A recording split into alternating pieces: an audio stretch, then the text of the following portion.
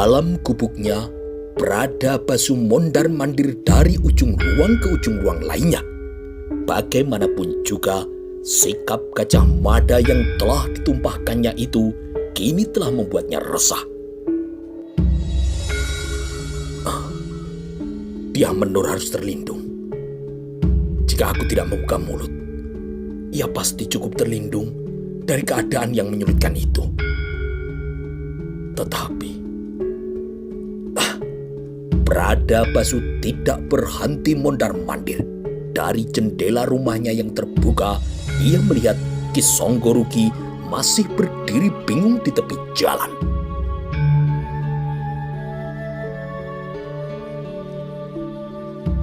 Sementara itu, di tempat lainnya, Ki Songgorigi terus saja berpikir dengan keras. Siapa Bradabasu itu? Tanya Ki Songgorigi penasaran. Ki Songgorigi mendadak merasa memang ada yang tidak wajar pada tetangganya yang bernama Bradabasu itu. Ia datang entah dari mana. Ia tinggal sebagai warga baru setelah membeli sepetak tanah di pedukuhan itu. Ia hidup sendiri dengan seorang anaknya yang mengalami cacat jiwa. Dari mana Bradabasu berasal, siapa saja kerabat keluarganya, dan di mana mereka tinggal, tidak ada keterangan apapun terkait dengan hal itu. Kesadaran adanya rahasia yang disembunyikan oleh tetangganya itu kini amat terlambat. Rasa tidak nyaman yang timbul kini telah menyebabkan jantungnya berdebar-debar. Ki Songgorigi akhirnya membawa langkah kakinya menuju ke rumah sebelah yang dipisahkan oleh pekarangan yang luas. Pemilik rumah itu adalah seorang petani yang sakit-sakitan dan juga bertubuh kurus serta terlihat tua meskipun usianya belum genap 40 tahun. Meskipun keadaannya demikian, ia tetap memiliki nama yang gagah. Nama dari orang itu adalah Ki Jalak Mangore.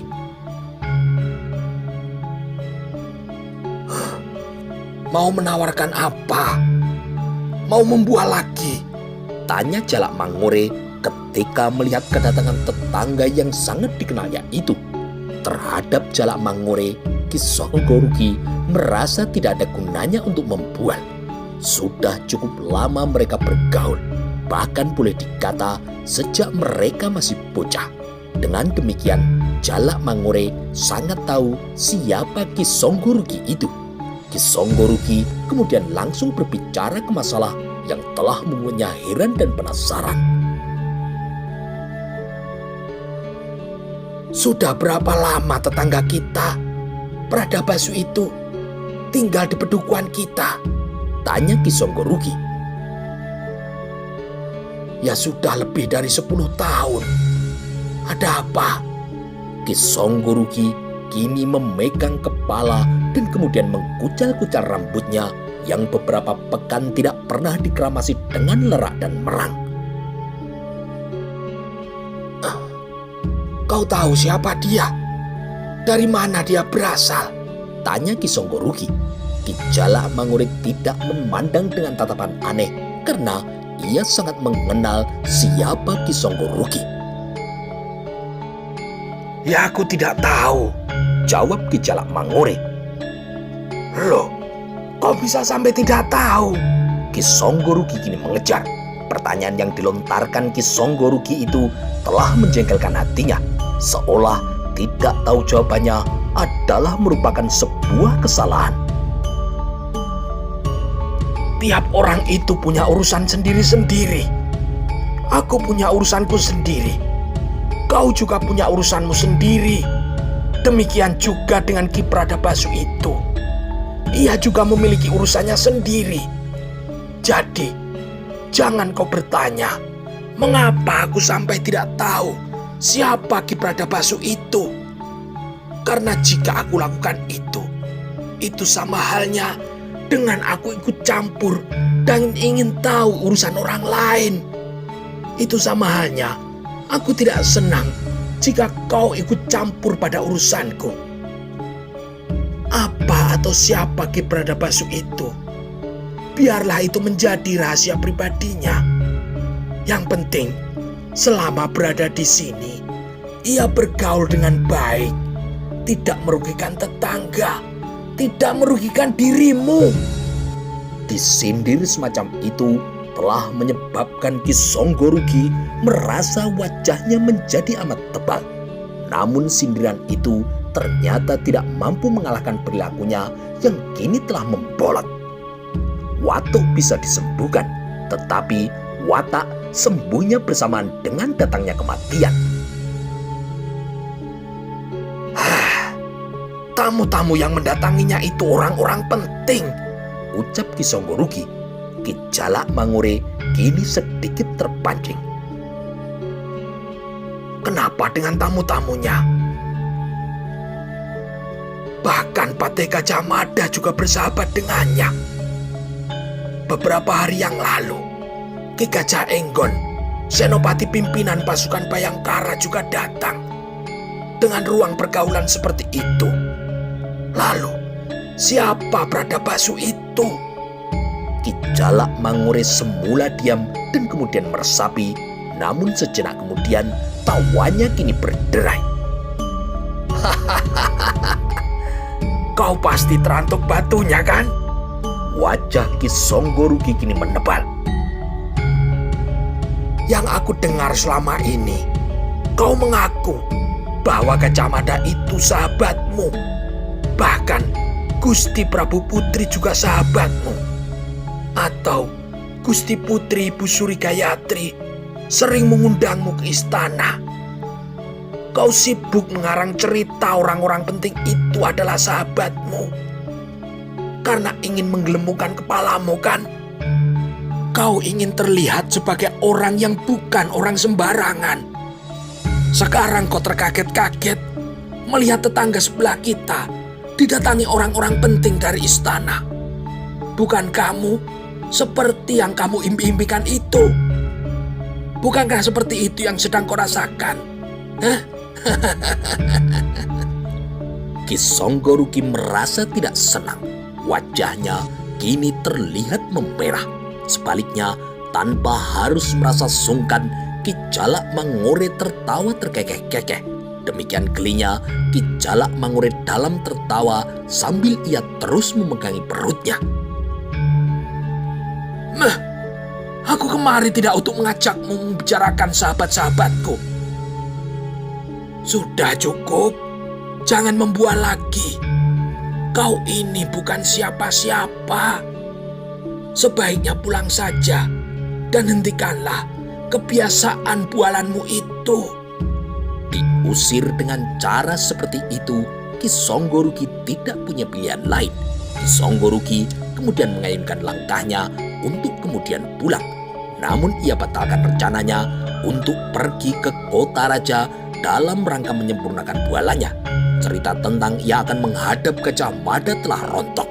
Tidak ada gunanya lagi untuk ia pertahankan bualannya itu. Ki Songgorigi yang telah berada di tepi jalan, ia terkejut saat kemudian menoleh ke arah kanan. Tampak di sana serombongan prajurit tengah berjalan ke arahnya. Ki Songgorigi yang memperhatikan dengan lebih cermat melihat ada tandu yang dipikul oleh beberapa orang. Sebagian yang lain menuntun kuda dan juga bersenjata lengkap. Untuk menandai siapa orang penting yang berada dalam rombongan itu, seorang prajurit mengibarkan sebuah umbul-umbul.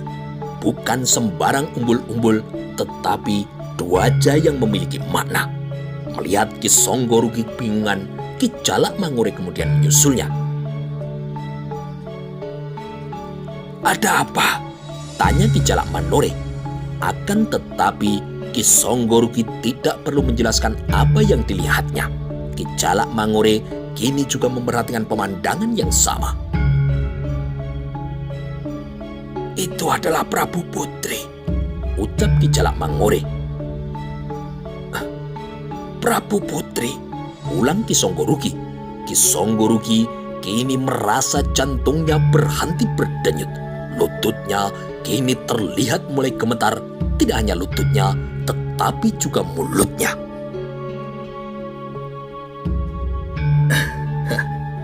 Bukankah ia sahabatmu? Barangkali ia datang kemari untuk mengunjungimu, Songgoruki? Tanya Ki Jalak Mangore. Namun Ki Songgoruki tangkas dalam menjawab. Tidak, tidak mungkin. Kehadiran Prabu Putri Dyahwiyat Raja Dewi Maharajasa di dalam pedukuhan itu benar-benar telah mengagetkannya. Para penduduk segera berlarian keluar untuk menuntaskan rasa kaget dan memberikan sembahnya. Berderet-deret para penduduk kini berjongkok dan menyembah. Ki Jalak Mangore kemudian ikut berjongkok ketika rombongan itu semakin mendekatinya. Yang diikuti contoh itu kemudian oleh Ki Songgoruki. Di belakang rombongan itu, puluhan orang juga berjalan mengikuti. Mereka adalah penduduk yang tinggal di sepanjang jalan yang telah dilewati oleh Prabu Putri. Makin lama, rombongan itu semakin dekat dan akhirnya terlihat dengan jelas siapa yang akan datang. Prabu Putri Raja Dewi Maharajasa yang jelita, yang tidak merasa sungkan untuk membagi senyumnya.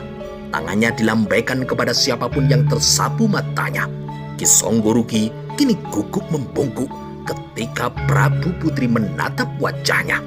Berhenti berdenyut jantung Ki Songgoruki ketika melihat rombongan itu membelok ke rumah Pradabasu. Pemilik rumah yang tidak menyangka akan kedatangan tamu agung itu kemudian gugup dan bingung menerima kehadiran dari Gusti Putrinya. Betapa bingung Pradabasu karena ia tidak memiliki kursi yang pantas untuk tempat duduk Prabu Putri. Pradabasu tidak hanya kemudian menyembah Prabu Putri, tetapi juga menyalami beberapa prajurit yang dikenalnya. Pradabasu menjabat tangan Gagak Bongol dan memberikan pelukan yang hangat, seolah tidak ada lagi jejak dendam yang pernah ada. Ki Songgoruki kemudian melirik kepada Ki Jalak Mangore. Lihat itu, menurutku Ki Pradabasu itu bukan orang sembarangan. Bukankah dalam sehari ia telah kedatangan 2 tamu terhormat dari istana? Ki Songgoruki kini tidak bisa berbicara. Mulutnya terkunci. Bagaimana cara untuk membuka mulut?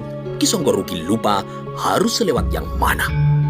Ada sekitar 50 orang prajurit dari Kesatuan Khusus Bayangkara yang melakukan pengawalan terhadap Prabu Putri yang dipimpin langsung oleh pimpinan pasukan yang baru, yaitu Senopati Gagak Bongol yang kini pangkatnya telah dinaikkan menjadi seorang senopati. Di antara mereka yang menemani Prabu Putri Dyahwiyat itu terlihat pula Senopati Gajah Enggon yang telah melepas jabatan Bayangkara. Para prajurit Bayangkara antara lain Macan Lewung, Bayangkara Joyoboyo, Bayangkara Riung Samudra, semuanya berada dalam rombongan itu. Begitu tiba di rumah Pradabasu, dengan cekatan para prajurit pilihan itu kemudian menyebar melindungi tempat itu dengan penjagaan yang amat ketat. Rumah yang sederhana itu kini dipagar betis depan, belakang, dan samping. Senopati Gagak Bongol kemudian menyempatkan mengitari rumah itu sambil mencari-cari sosok wajah yang amat dirindukannya. Itulah wajah sang Prajaka yang untuk beberapa lama pernah menjadi anaknya. Namun sang Prajaka kini tidak kelihatan lagi batang hidungnya. Gagak Bongol terpaksa harus menahan rasa ingin tahunya dan mencoba mencari kesempatan untuk bertanya kepada Pradabasu jika nanti telah mendapatkan waktu. Kehadiran Prabu Putri Dyahwiyat di pedukuhan itu ternyata menyentuh hati nurani para tetangga Pradabasu yang dengan segera menempatkan diri sebagai among tamu yang baik. Beberapa orang tetangga dengan cekatan mengusung kursi-kursi yang mereka miliki. Beberapa orang yang lain mendadak punya gagasan untuk memanjat pohon kelapa guna menurunkan beberapa jenjang kelapa muda. Para prajurit kemudian dengan senang hati menikmati kelapa muda yang telah disuguhkan. Sementara itu, di rumah Ki Jalak Mangore dengan seketika terjadi kesibukan yang luar biasa ketika ibu-ibu pedukuhan itu juga mempunyai gagasan untuk membuat makanan guna disajikan kepada para prajurit. Kebetulan ada jagung muda dan ketela pohon. Kebetulan pula ada tetangga yang memiliki buah nangka yang cukup layak untuk disajikan. Ini rumahmu, Kakang Pradabasu? Tanya Dyahwiyat yang memilih berdiri dan dengan isyarat tangan meminta kepada Pradabasu untuk tidak perlu duduk. Hamba Gusti, jawab Pradabasu. Mana istrimu, Kakang? Lanjut Dyahwiyat Raja Dewi Maharajasa. Pradabasu tersenyum jengah. Pertanyaan itu menggelitik ulu hatinya. Mantan prajurit Bayangkara Pradabasu itu menggeleng dengan lemah. Prabu Putri Dyahwiyat Raja Dewi Maharajasa kemudian tersenyum dan mengalihkan pandangan matanya kepada Gajah Enggon dan Gagak Bongol yang berada pada jarak yang paling dekat. Aku ingin berbicara hanya dengan Kakang Pradabasu. Bisakah aku mendapatkan keleluasaan dan kerahasiaan? Perintah yang diberikan Prabu Putri itu dengan segera diterjemahkan dengan baik oleh Gajah Enggon dan Gagak Bongol. Mereka kemudian segera keluar dari dalam rumah dan menutup pintunya. Perintah itu juga disalurkan kepada para Bayangkara yang lain. Selama Gusti Putri berbicara dengan Pradabasu, tidak boleh ada yang mengganggu. Separuh yang lain perkuat belakang rumah. Kehadiran sang Prabu Putri Dyahwiyat Raja Dewi Maharajasa benar-benar membuat penduduk Pedukuhan itu merasa senang dan juga merasa bangga. Sebagian yang lain merasa terheran-heran melihat Pradabasu, tetangga mereka, ternyata mempunyai daya tarik yang penting, sampai-sampai bukan hanya senopati pimpinan pasukan Bayangkara dan juga Patih Gajah Mada yang datang berkunjung ke rumahnya, bahkan Prabu Putri Dyahwiyat Raja Dewi Maharajasa juga berkenan turun ke tempat itu untuk mengunjunginya.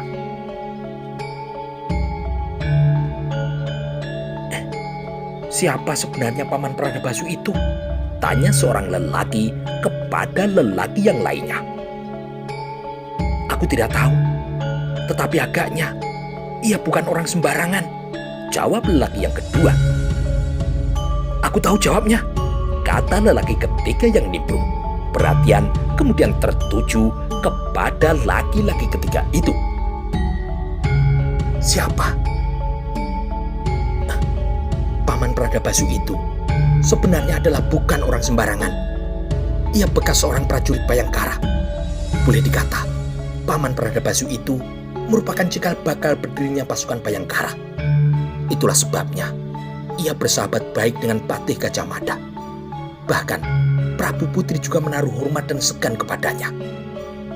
Menurut yang aku dengar pula, Paman Pradabasu itu mempunyai jasa yang luar biasa terhadap keselamatan mendiang Sang Prabu Jayanegara saat terlunta-lunta di Badender.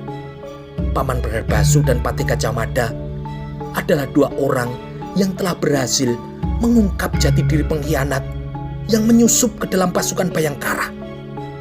Para lelaki yang menggerombol itu masih penasaran. Ki Songgoriki kini makin tidak mampu untuk menenangkan diri. Dari mana kau tahu itu? Apakah Ki Pradabasu itu menceritakan semuanya kepadamu? Tanya salah seorang dari mereka yang menggerombol.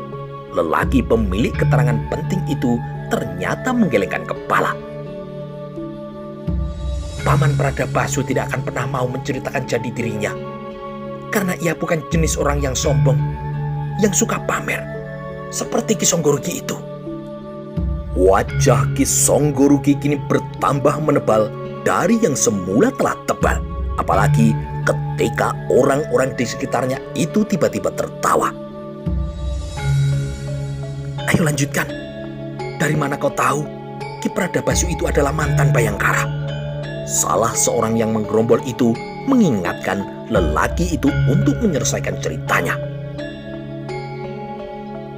Saudara sepupuku mengikuti pendadaran sebagai seorang prajurit Bayangkara.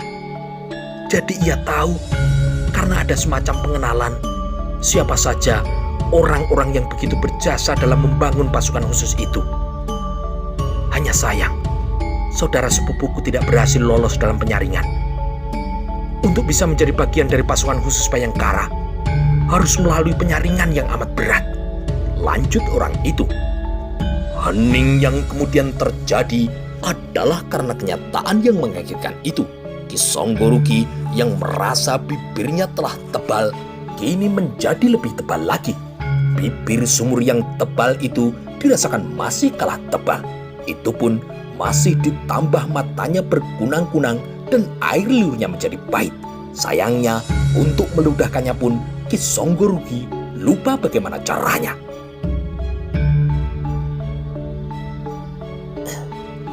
Untuk keperluan apa Prabu Putri itu menemuinya?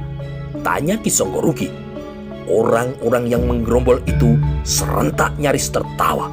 Tetapi karena bisa dianggap tidak pantas, dengan sekuat tenaga mereka berusaha untuk menguasai diri. Sebaiknya sampean tanyakan langsung kepada Prabu Putri, Ki. Bagaimana? Apa perlu aku sampaikan kepada salah seorang prajurit itu kalau Aki yang mengajukan permohonan untuk berbicara? Ki Songgoroki kini menjadi amat gelisah dan salah tingkah.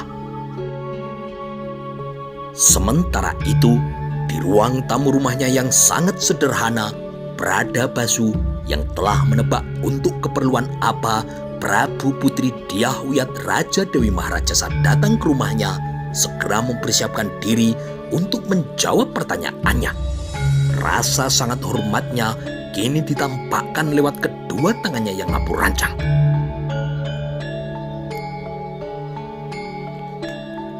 Aku tidak melihat anakmu, Kakang.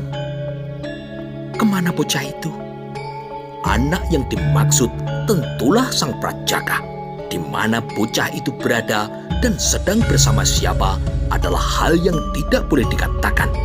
Orang yang kepadanya Bradabasu menisipkan sang Prajaga, orang itulah yang kini tengah dicari oleh Patih Gajah Mada.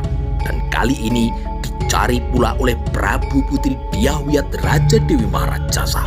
Bahkan kepada sang Prabu Putri sekalipun Bradabasu sanggup berbohong untuk melindunginya. Berbohong kepada ratu mungkin adalah sesuatu yang salah, tetapi berbohong demi kebaikan ternyata masih bisa dimengerti. Mohon ampun, Gusti. Sang Prajaga punya kegemaran baru yang sangat sesuai dengan keadaannya. Sore nanti, hamba baru akan menjemputnya dari sungai. Jawab Bradabasu. Dyahwiyat kini belum paham. Mengapa di sungai, Kakang? Kejar Raja Dewi. Memancing ikan, Gusti. Prabu Putri Dyahwiyat Raja Dewi Maharajasa kemudian memperhatikan ruang tamu rumah yang sederhana itu dengan sangat seksama dan penuh perhatian. Di 4 tiang soko utama tergantung 4 buah tanduk menjangan. Namun yang paling mendebarkan adalah hiasan kepala harimau yang lengkap dengan kulitnya yang juga ditempelkan di dinding. Betapa sangar warna loreng dari binatang itu. Kau yang menangkap harimau itu, Kakang? Tanya Prabu Putri. Bradabasu merapatkan 2 telapak tangannya dalam sikap menyembah. Hamba Gusti, 4 bulan yang lalu, seekor harimau turun dari hutan, mengamuk, membahayakan penduduk. Hamba terpaksa membunuhnya. Dengan anak panah? Tidak, Gusti. Hamba tidak punya kesempatan untuk mempersiapkan anak panah. Yang hamba pegang kebetulan adalah pisau Bayangkara. Pisau itulah yang kemudian hamba pakai untuk menangkap Simbah. Prabu Putri melangkah lebih dekat untuk memperhatikan wujud kulit harimau itu dengan lebih jelas. Prabu Putri merabanya dan merasakan betapa lembut bulu binatang yang amat buas itu. Jika bulu binatang itu bisa dibuat baju, tentu akan merasa hangat di saat udara sedang terasa dingin. Namun bukan hanya kulit harimau itu yang dikaguminya. Dari ukurannya yang begitu besar dapat dibayangkan betapa Bradabasu harus bekerja keras dan juga dengan sekuat tenaga dalam menghadapi binatang yang bertubuh kekar itu. Dengan kuku-kuku yang tajam sanggup menyubek perut dengan sekali ayun. juga dengan taring yang mampu meremuk, juga menyobek bagian tubuh manapun. Dengan dua senjata semacam itu, harimau bahkan sanggup membantai seekor kerbau yang paling besar. Kerbau meskipun bertubuh besar, namun tidak memiliki nyali yang besar. Jika kerbau itu ambruk karena ketakutannya sendiri, harimau akan dengan mudah menerkam lehernya untuk menghentikan tarikan nafasnya. Yang Widi telah memberi kesempatan kepada hamba untuk berumur lebih panjang, Gusti. Bradabasu menjelaskan. Mengerikan sekali, Kakang, gumam Prabu Putri Dyahwiyat. Akhirnya, setelah berbicara seperti yang tanpa tujuan itu, tibalah kini saatnya bagi Prabu Putri untuk mengutarakan apa keperluannya datang mengunjungi Bradabasu. Kakang, kau sudah menebak untuk keperluan apa aku datang? Tanya Dyahwiyat. Hamba, Gusti. Hamba memang telah punya gambaran keperluan apa yang Tuan Putri bawa. Tentunya terkait soal yang tadi juga dibawa oleh Kakang Gajah Mada. Prabu Putri Raja Dewi Maharajasa terkejut dan matanya kini menyipit. Kakang Gajah Mada juga datang kemari. Hamba, Gusti. Untuk keperluan apa Kakang Gajah Mada mencari Dyah Menur? Bradabasu melekatkan dua telapak tangannya dan membawanya ke ujung hidung. Oh, ampun, Gusti. Hamba tidak tahu apakah sikap Kakang Gajah Mada akan sama dengan sikap dari Prabu Putri. Jawab Bradabasu. Bagaimana sikap Kakang Gajah Mada? Bradabasu segera menimbang. Apakah sikap Patih Gajah Mada harus diceritakan kepada Prabu Putri? Kalau ya, bagaimana sikap Patih Gajah Mada? Apakah ia tidak keberatan Prabu Putri tahu bagaimana dengan sikapnya? Sebaliknya, bagaimana andai kata Gajah Mada menyalahkannya, menganggapnya sebagai orang yang tombak cucuan? Mohon ampun, Gusti. Kakang Gajah Mada mempunyai sikap yang bisa hamba maklumi. Kakang Gajah Mada tidak ingin ketenangan rumah tangga Gusti Putri terganggu. Kakang Gajah Mada juga tidak ingin Gusti Putri direpotkan di kemudian hari. Kedatangan Kakang Gajah Mada menemui hamba adalah dalam upayanya menjamin hal-hal yang demikian tidak akan terjadi. Demikian sikap Kakang Gajah Mada, Gusti. Terdiam tidak mampu berbicara, Gusti Putri Dyahwiyat Raja Dewi Maharajasa usai mendengar apa yang dikatakan bekas Bayangkara Bradabasu. Jauh di kedalaman hatinya, Prabu Putri bisa memahami sikap dari Patih Gajah Mada yang demikian. Apalagi mengingat pada dirinya melekat kedudukan sebagai Prabu yang memimpin negara yang oleh karenanya tidak lagi memiliki kehidupan pribadi. Namun Prabu Putri bukanlah sejenis benda yang tidak punya perasaan. Prabu Putri tetap berhati nurani yang tidak semata menggunakan apa yang berada dalam benaknya, akan tetapi juga apa yang berada dalam dadanya. Meskipun seorang Prabu atau Raja Putri, ia tetaplah seorang perempuan.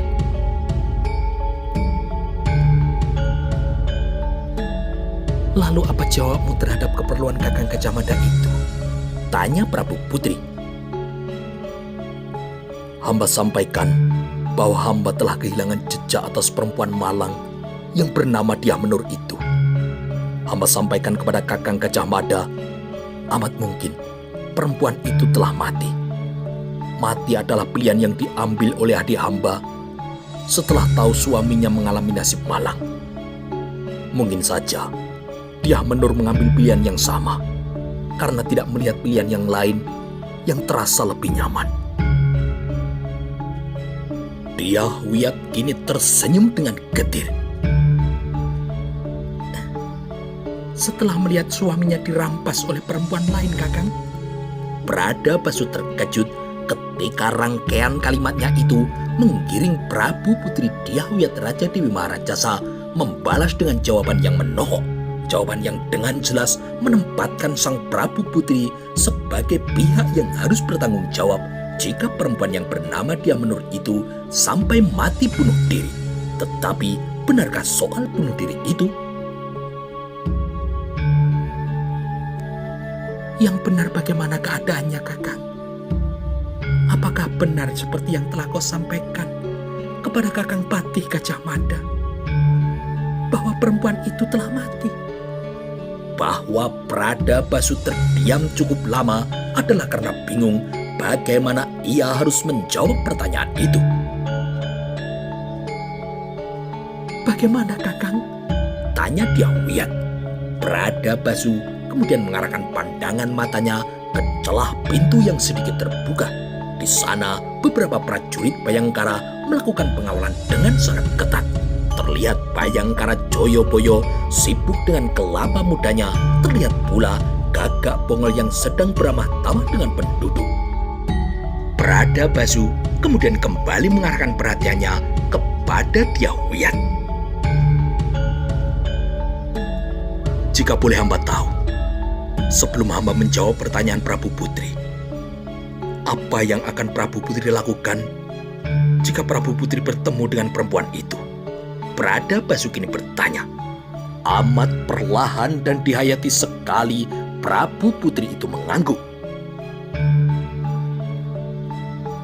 Demi Yang Widi, Kakang, aku bersumpah untuk menghapus semua kecemasan. Aku berniat baik. Perkawinan suamiku lebih dulu dengan perempuan itu bukanlah kesalahannya, juga bukan kesalahanku. Karena hal itu terjadi jauh sebelum Kakang Kudamerta dan aku saling diikat. Bagiku tidak masalah jika suamiku beristri tidak hanya aku saja. Mendiang ayahanda Prabu Sri Kertaraja Sajayawardana juga memiliki 5 orang istri. Pradabasu maju selangkah, tetapi masih berada dalam jarak kepatutan, tidak terlampau dekat dengan Prabu Putri. Pada jarak yang demikian, Pradabasu memandang langsung ke mata Dyah Wiyat.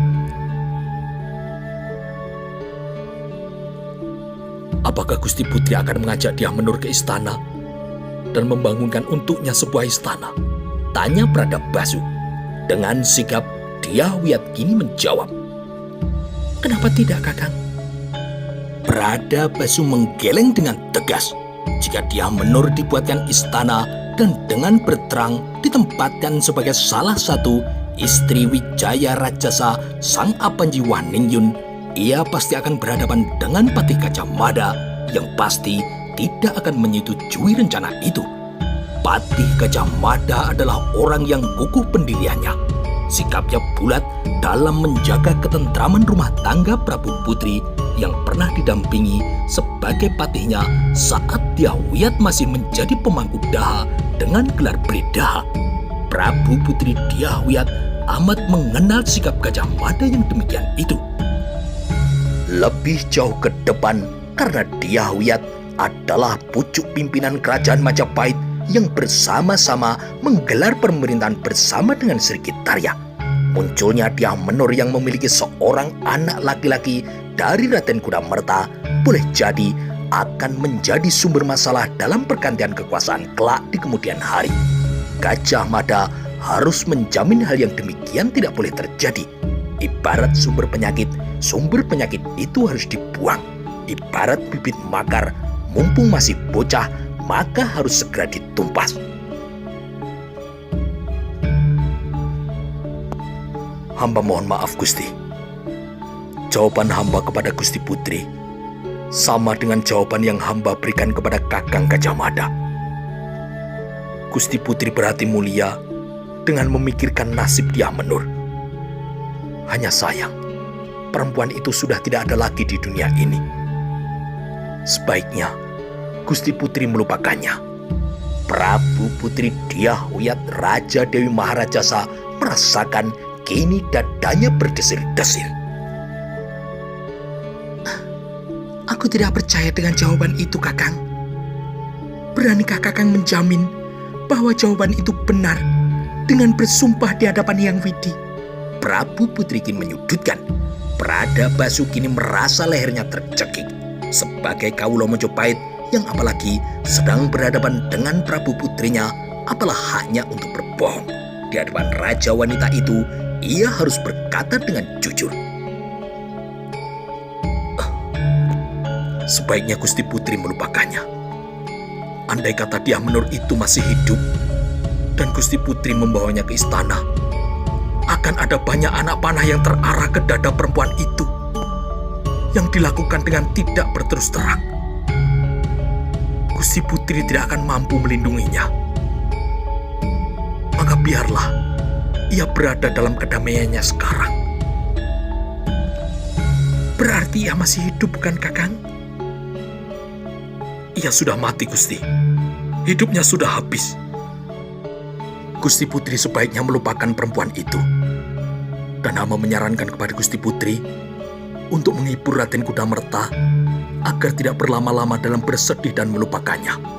Jawaban yang disampaikan Pradabasu itu merupakan jawaban yang mengambang dan tidak membuatnya puas. Kakang, aku ingin bertemu dengannya untuk sekali saja. Beri aku kesempatan, Kakang. Pradabasu yang menunduk kini menada dan menghirup udara untuk memenuhi paru-parunya. Dyah Menur sudah mati, Gusti. Bagaimana Gusti akan bertemu dengan seseorang yang sudah mati? Tunjukkan padaku di mana kuburannya, Kakang. Pertanyaan yang mengarah itu makin membingungkan Pradabasu. Berhadapan dengan Patih Gajah Mada, ia bisa saja bergila. Namun sulit ia melakukan hal itu di hadapan Dyah Wiyat Raja Dewi Maharajasa. Secara tersamar, jawaban yang ia berikan bermuatan sebuah isyarat bahwa Dyah Menur masih hidup. Kakang, aku tidak ingin menggunakan hakku sebagai seorang raja untuk menerima jawaban yang jujur. Aku ingin Kakang mau memberi jawaban yang jujur dengan ikhlas, berlatar kedekatan kita selama ini. Apakah Kakang tega tidak mau mengatakan keadaan yang sesungguhnya? Pradabasu kini makin tersudut dan merasa tidak punya pilihan lain. Baiklah, Gusti. Hamba akan menyampaikan keadaan yang sebenarnya. Tetapi hamba mempunyai permintaan. Baiklah, apa permintaan Kakang? Hamba hanya memohon Gusti Putri berkenan memahami keadaannya. Kerut kening Dyah Wiyat menandai bagaimana ia menimbang keadaan itu. Bahwa hamba harus menjamin Dyah Menur berada dalam keadaan yang aman. Kakang Gajah Mada dengan sikapnya yang demikian merupakan sumber bahaya atas keselamatan perempuan itu. Mungkin hamba tidak keberatan untuk mempertemukan Gusti Putri dengan Dyah Menur. Tetapi, mohon jangan dibawa ke istana. Prabu Putri kini memandang Pradabasu dengan raut muka yang berseri-seri. Bahwa Dyah Menur masih hidup, hal itu telah menyenangkan hatinya. Selama ini, ia berangan-angan akan mempertemukan suaminya dengan Dyah Menur. Agaknya peluang itu masih terbuka untuknya. Hamba juga meminta agar Gusti Putri tidak mempertemukan Dyah Menur dengan suami Gusti Putri. Tambah Pradabasu. Dengan segera Gusti Putri mencuatkan alisnya. Mengapa, Kakang? Pradabasu memejamkan mata untuk mengumpulkan segenap kekuatan karena jawaban yang akan disampaikannya haruslah dilambari dengan keberanian.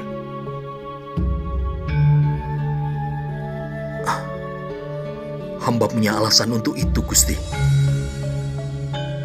Karena baru saja dan belum lama, Dyah Menur akhirnya mau membuka hati terhadap keinginan hamba. Dyah Menur Hartiningsih kini telah menjadi istri hamba, Gusti.